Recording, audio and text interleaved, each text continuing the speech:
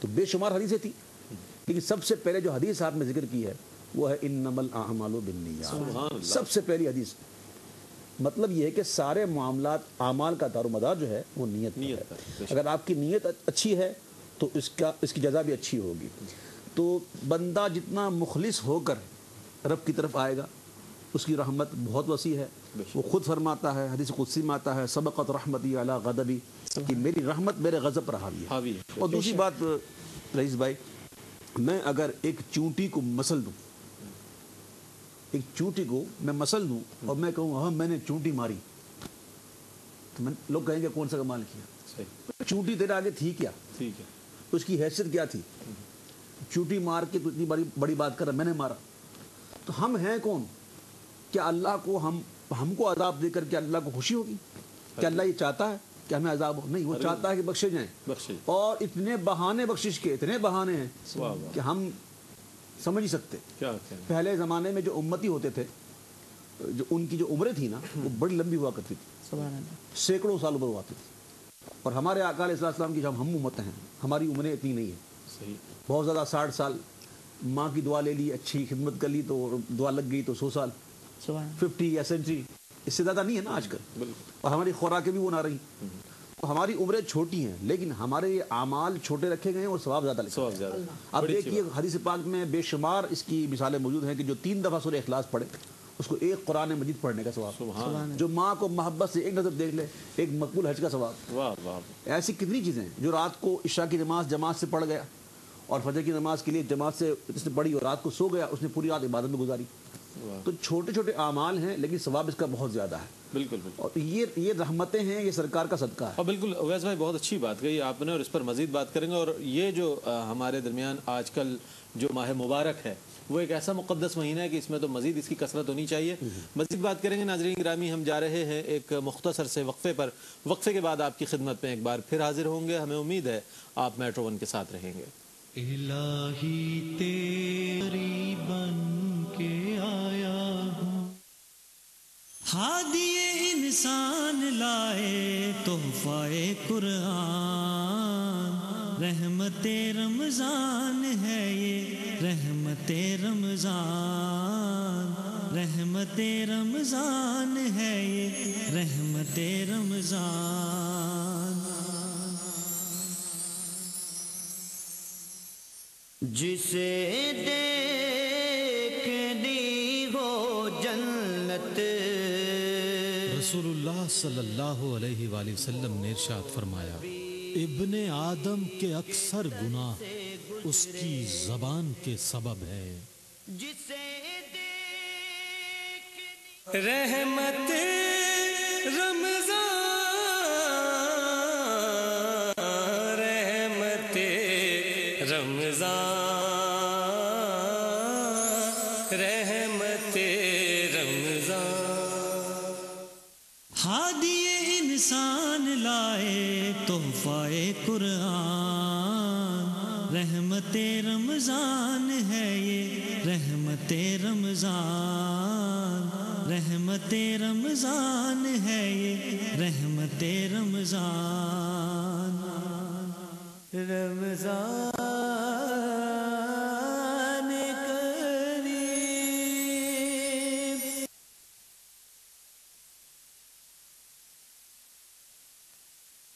الہی تیری چوکھٹ پر بھکاری بن کے آیا ہوں۔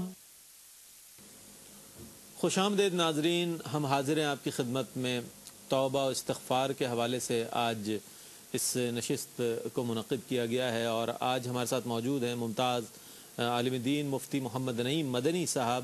اس سے قبل بھی میٹرو ون کے کئی پروگرامز میں آپ نے ان کی گفتگو ملاحظہ فرمایا اور قرآن و حدیث کی روشنی میں مدلل گفتگو فرماتے ہیں۔ ان کے ساتھ تشریف رکھتے ہیں ممتاز روحانی اسکالر سید محمد علی شاہ صاحب، اور ان کے ساتھ تشریف رکھتے ہیں عالم اسلام کی ممتاز و محترم شخصیت، مقبول و معروف شخصیت الحاج محمد اویس رضا قادری صاحب۔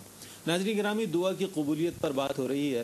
لا تقنطوا من رحمت اللہ، کہ اللہ کی رحمت سے مایوس نہیں ہونا چاہیے، اور یہ سوچ کر دعا کرنی چاہیے کہ جو میرا رب ہے وہ ستار العیوب ہے، عیوب کی پردہ پوشی فرمانے والا ہے، غفار الذنوب ہے، وہ ہمارے گناہوں کو معاف فرمانے والا ہے۔ اس یقین کے ساتھ جب ہم دعا کرتے ہیں تو بلا شبہ اللہ کی بارگاہ میں وہ دعائیں ہماری مستجاب ہوتی ہیں۔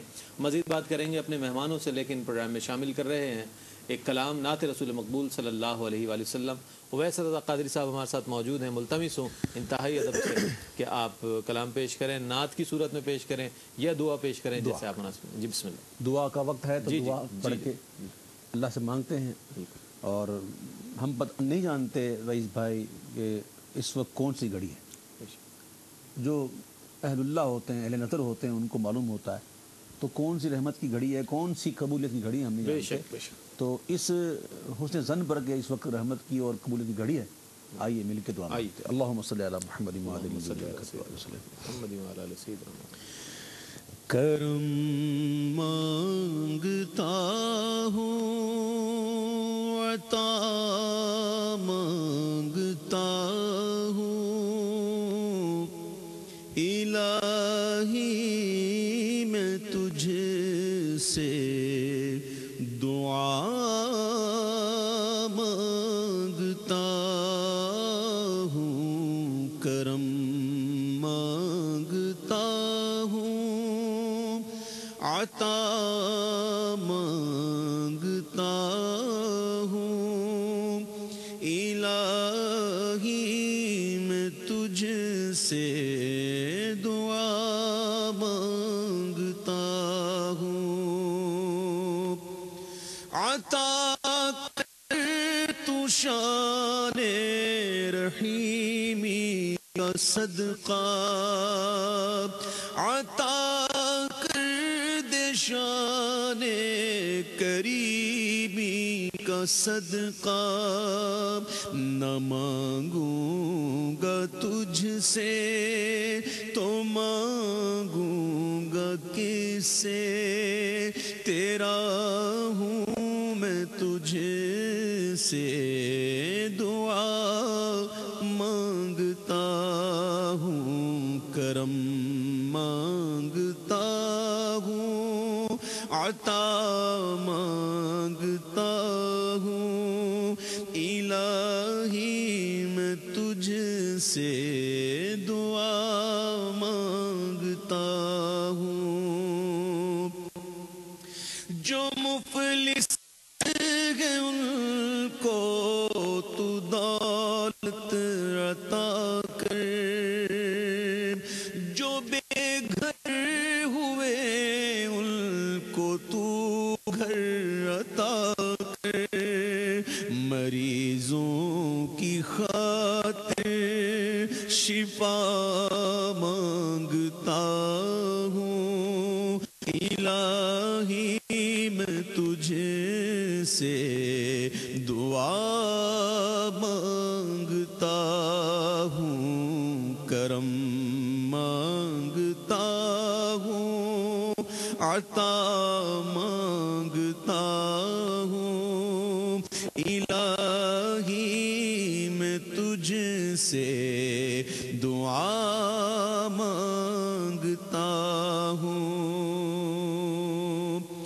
جو آفت زدہ ہے، آفت زدہ ہے، انہیں راحت عطا کر، جو بے گھر ہوئے ان کو تو گھر عطا کر، مریضوں کی خاطر شفا مانگتا ہوں، الہی میں تجھ سے دعا مانگتا ہوں۔ وطن کے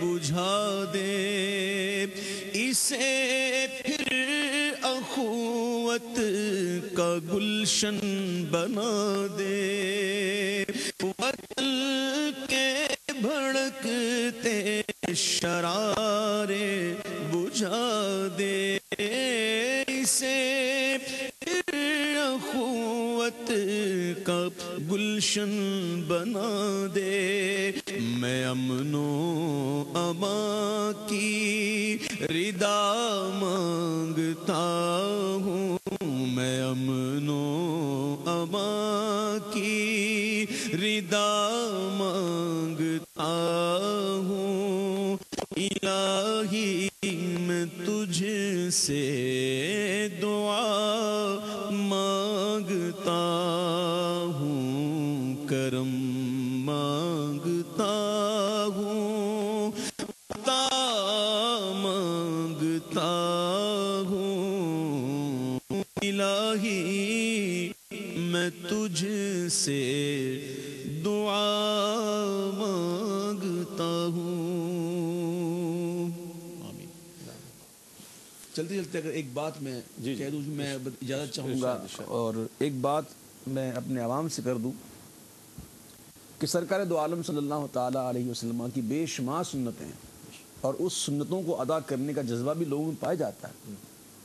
امامہ شریف بھی حضور کی سنت ہے، زلفے بھی حضور کی سنت ہے، اور بھی کئی معاملات ہیں.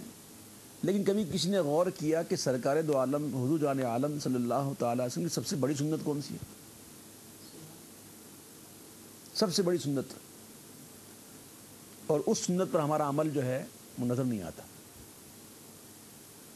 یاد رکھیے گا کہ سرکار دو جہاں سیاح افلاق شہنشاہ الاولاق باعث تخلیق کون و مکان وجہ کائنات ہم غریبوں کے غم گسار آقا صلی اللہ تعالی علیہ وسلم فدا ہو روحی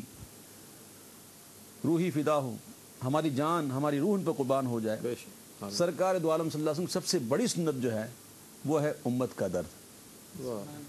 یہ سب سے بڑی سنت ہے حضور کی، اور اس سنت پر عمل جو ہے وہ بہت کم نظر آ رہا ہے.